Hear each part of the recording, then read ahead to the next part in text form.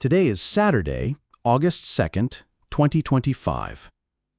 Welcome to Business World Review, What You Need to Know. The health of the U.S. economy is currently a mixed bag, with recent data showing both surprising strength and underlying weaknesses. Here is a summary of the most relevant stories and key economic indicators. The U.S. economy grew at a 3.0% annualized rate in the second quarter of 2025, a significant reversal from the 0.5% contraction in the first quarter. A major factor in the Q2 growth was a sharp drop in imports, the largest since the COVID-19 pandemic.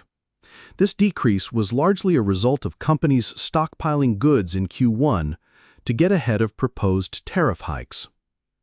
This has led some economists to caution that the headline GDP number is masking a slowing in underlying economic performance. A more stable measure of core growth, which excludes volatile items, slowed to 1.2% in Q2 from 1.9% in Q1. Inflationary pressures have continued to moderate. The Core Personal Consumption Expenditures Index, a key inflation gauge for the Federal Reserve, rose to 2.5% in Q2, down from 3.5% in Q1.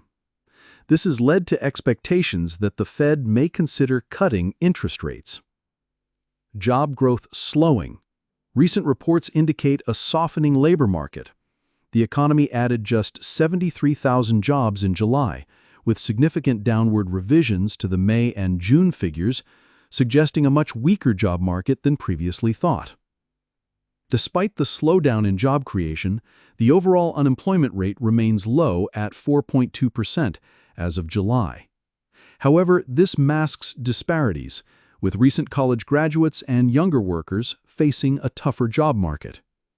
The labor force participation rate for prime-age workers, 25 to 54, has been solid, but the rate for workers 55 or older has declined to an 18-year low, reflecting broader demographic trends. The labor market is showing a unique pattern of gradual softening rather than a sharp downturn. Companies are pulling back on new hires, but are not yet engaging in widespread layoffs. The voluntary resignation rate, a measure of worker confidence, has also dropped below pre-pandemic levels.